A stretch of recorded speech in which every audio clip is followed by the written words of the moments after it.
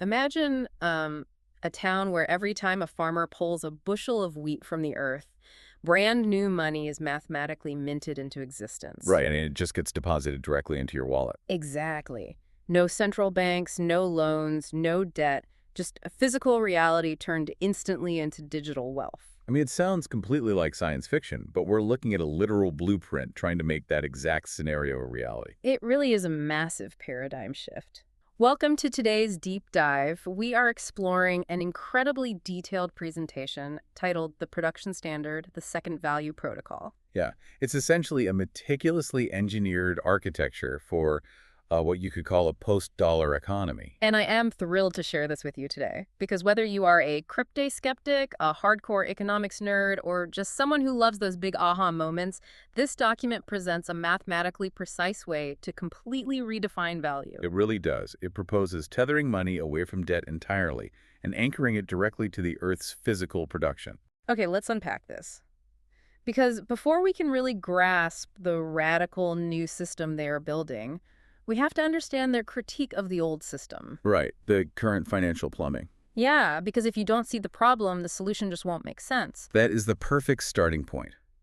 The protocol explicitly contrasts two fundamental concepts.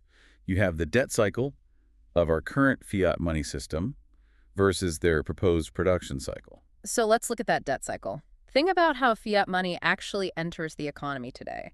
It doesn't magically appear when a house is built. No, it definitely doesn't. Right, it originates at a central bank, flows down to commercial banks, and then enters the real economy almost entirely as loans. It is born as a burden of debt. And that entry mechanism, it introduces a mathematical imperative that dictates the entire global economy. That imperative is interest. Which changes everything. Exactly. When a bank issues a loan, the money to pay back the principal is created. But the money to pay the interest on that loan, that is never actually created. Wow, right. Which creates this relentless underlying pressure. It's like a financial black hole, where the gravity of interest just constantly outpaces the speed of the economy. You're mathematically forced into perpetual extraction. Because if $100 exists in the entire world and you owe 105, where does that extra 5 come from? You have to extract more resources tomorrow just to service the debt of today. Which logically drives cyclical economic crises and wealth concentration. Because the system fundamentally requires infinite growth within a finite physical world. It's a treadmill you can never get off. Exactly. And what's fascinating here is how the second value protocol flips that entire dynamic. They completely replace the debt cycle with the production cycle. Meaning money doesn't enter the system as a loan. Right. In their architecture, it enters as a direct dividend of productivity. A dividend of productivity. So if it's not starting as a loan, it must be starting as a pure asset. The money is literally born the moment the real world value is born. Precisely. It's a continuous physical loop. Raw materials are extracted from the earth, which leads to actual production. Okay, that makes sense. Then crucially, that physical value is verified by a decentralized network. And only upon that verification is new community credit minted into existence. Now, a quick timeout here for you listening. Because we are exploring a blueprint that heavily critiques modern banking, and as we'll see shortly, advocates for things like a universal basic income. Which can be a bit of a lightning rod. Exactly. So I want to make something very clear. In this deep dive, we are not taking a political or economic side. Our goal is purely to map out the fascinating mechanics proposed in this document. Just tearing down the engine to see how the gears work. Right, and honestly, the engineering behind it is wild. Which brings me to a huge question, like, how does this system actually define value? That's the core of it, really. Because if I write a brilliant piece of software, or, if I knit a sweater, is that value? Does that print money? It is value, but it is not foundational value. To answer that, the protocol utilizes an origin of economic value pyramid. I loved this visual. So picture a massive pyramid, right? The top tiers are things like retail, services, and finance. Sectors that don't actually create new foundational wealth. Exactly. They just transform it or they distribute it. But you can't have a software company without servers. And you can't have servers without electricity and rare earth metals. Everything traces back to the dirt. So the absolute base tier of this pyramid, the only place where new money is permitted to enter the economy, is what they call earth origin commodities. Right. Agriculture, mining, forestry, fisheries, and energy extraction. The premise is that human society only grows richer when new physical calories or joules of energy are harvested. But I have to push back here on a practical level. Sure. Let's say I'm a farmer. I just grew a massive field of wheat and I'm taking it to the local mill to sell. Do I suddenly get paid in some highly experimental crypto token instead of real money? No farmer's going to agree to that. Exactly. I need to buy a new tractor or pay my property taxes. You are absolutely right. And this raises an important question that the architecture solves with something called the dual value matrix. Dual value. Two separate things. Exactly. The protocol doesn't replace the traditional market transaction. It augments it. When that farmer sells their wheat, two simultaneous values are recognized and settled. Two values at the exact same time. Walk me through that. The first value is the standard market payment. This represents the immediate agreed-upon price of the wheat, and it is settled entirely in Bitcoin. Bitcoin. Wait, not a new token. Why use Bitcoin for this layer? Well, because Bitcoin already exists, it has massive global liquidity, and it perfectly solves the problem of decentralized price discovery and final settlement. Oh, that makes sense. So the processor, the mill, pays the farmer in Bitcoin. Right, and the producer gets 100% of this market value instantly. It's secure, there's no bank holding it up, and the farmer's completely made whole. Okay, I get that. The farmer gets paid market rate, but what is the second value? The second value is the social wealth. This is the core innovation. Simultaneous to that Bitcoin transaction clearing, the network calculates the broader societal impact of those new resources. The resources entering the supply chain. Exactly. It then settles this second value by minting brand new community credit, which they explicitly call M-Satoshis. Here's where it gets really interesting. Because we are moving from high-level economic philosophy into the actual nuts and bolts technological execution. The actual code. Right. How does a decentralized computer network actually know a farmer grew real wheat? The protocol outlines a remarkably strict 5-step execution flow for this. Yes, and the sequence is vital. Step 1 is extraction, so the physical harvesting. Step 2 is settlement, where that first value is paid in Bitcoin. Okay, extraction, then settlement. What's next? Step 3 is verification. Step 4 is minting generating M-Satoshis equal to the Bitcoin value. And finally, step 5 is distribution. Now, if you are listening to this, I guarantee your skeptic's alarm is ringing deafeningly loud at step 3. Well, the verification step. Yes. Because if money is literally being printed into existence based on production, how do you stop a bad actor from just claiming they grew 1 million tons of fake wheat? It is the ultimate vulnerability.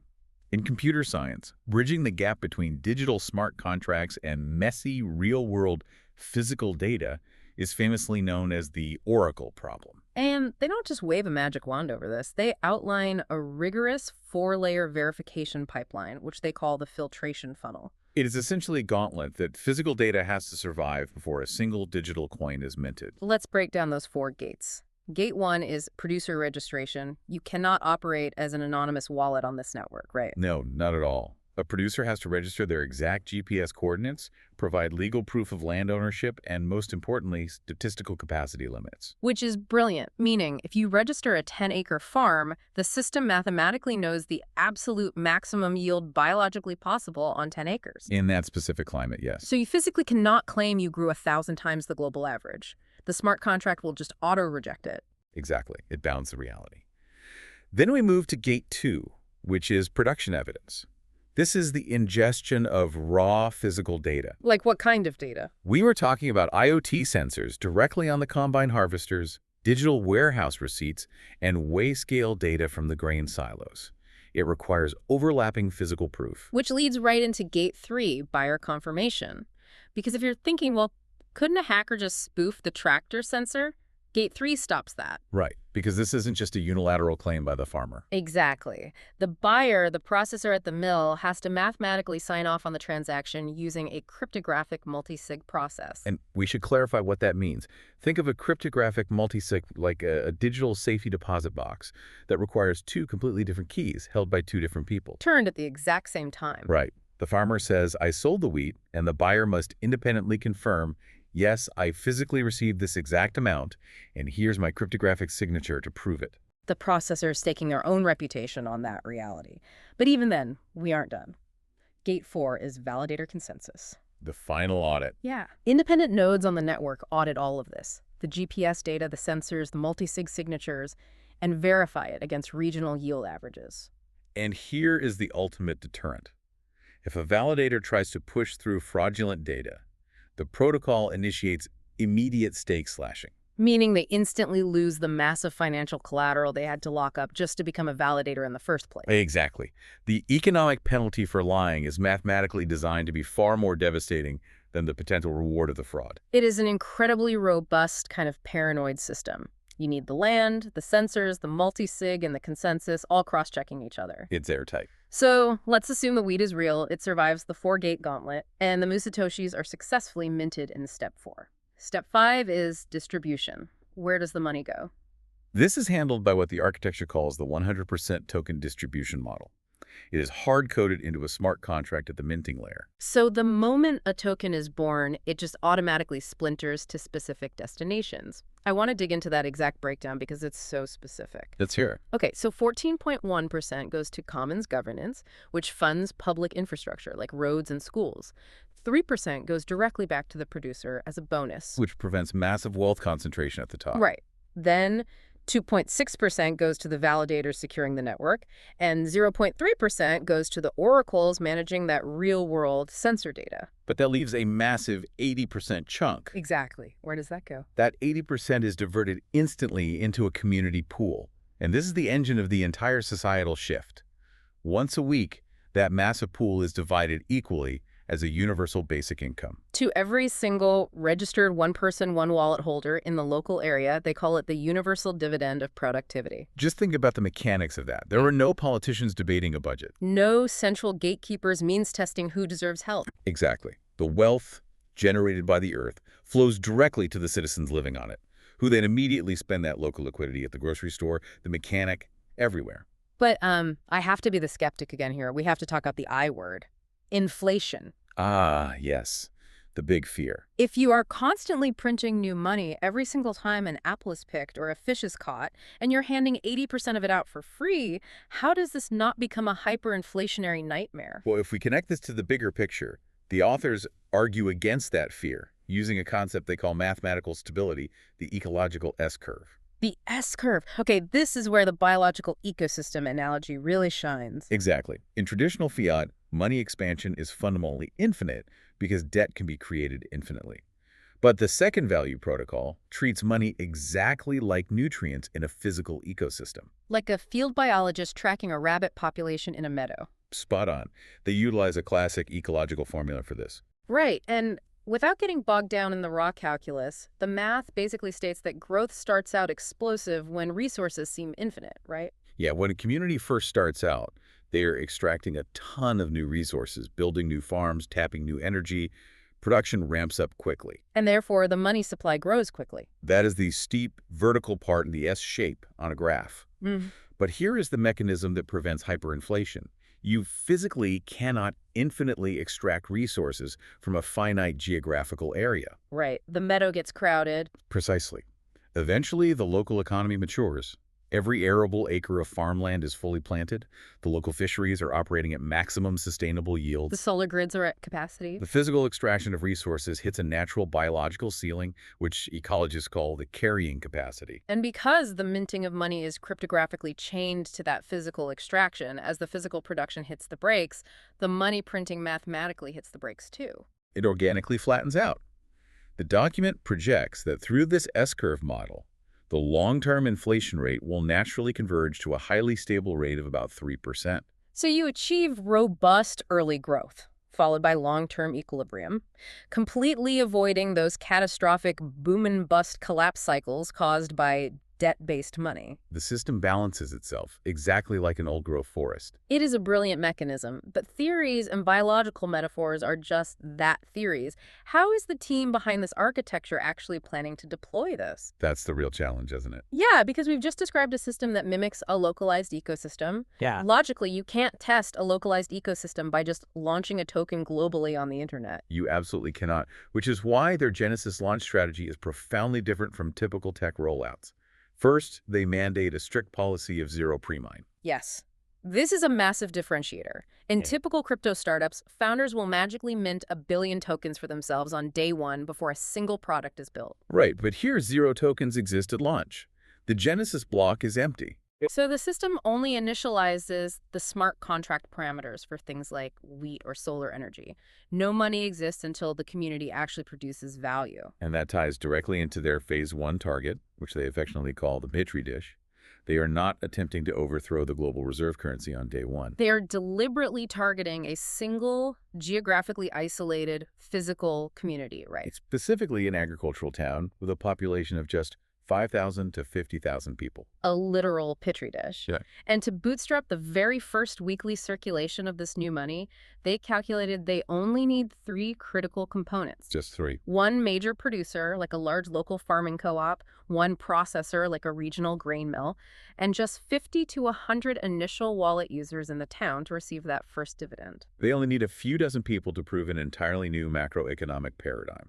And the budget they lay out for this phase one Petri dish is remarkably lean. Yeah, they outline a $750,000 seed capital raise to provide an 18 to 24-month runway. Which isn't that much in the tech world. Not at all. And what fascinated me about this budget is exactly where the money is not going.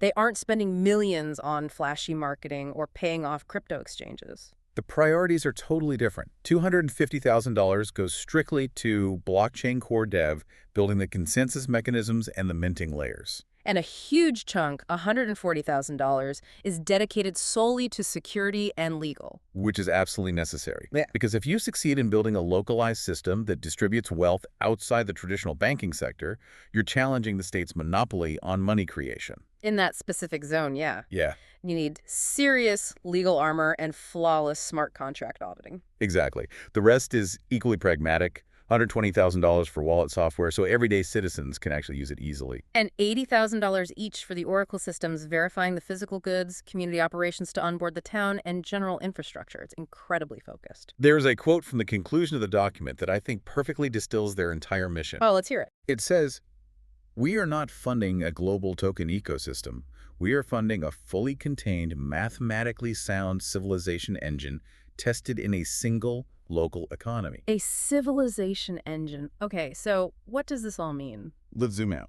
If we zoom all the way out from the multi-sigs and the S-curves, the second value protocol is proposing that we completely rethink the physics of our wealth. Yes, they want money to stop being an invisible burden of cyclical debt, spun up out of thin air by a central bank. They wanted to return to what it originally was, a direct representation of human productivity and natural resources, secured by the digital fortress of Bitcoin, but inextricably tethered to physical reality. It's a vision of an economy that actually obeys the laws of thermodynamics rather than the dictates of a banking ledger. And it leaves us with an incredibly provocative implication to think about. I know exactly where you're going with this. We talked about the Petri dish, this isolated town. Here is something for you to chew on. If a local economy successfully reaches its ecological carrying capacity, Meaning its production and therefore its money printing naturally levels off. exactly. How does a modern society adapt its psychology to a state of absolute stability instead of demanding endless, infinite growth? It really challenges our entire mindset. It totally does. Thank you for joining us on this complex but rewarding deep dive. We hope it gave you some of those aha moments and a totally new perspective on the systems running the world. It's a lot to process, for sure. Next time you hand over a $20 bill, maybe ask yourself, what is the actual physical truth behind this piece of paper? Keep questioning, keep learning, and we'll see you next time.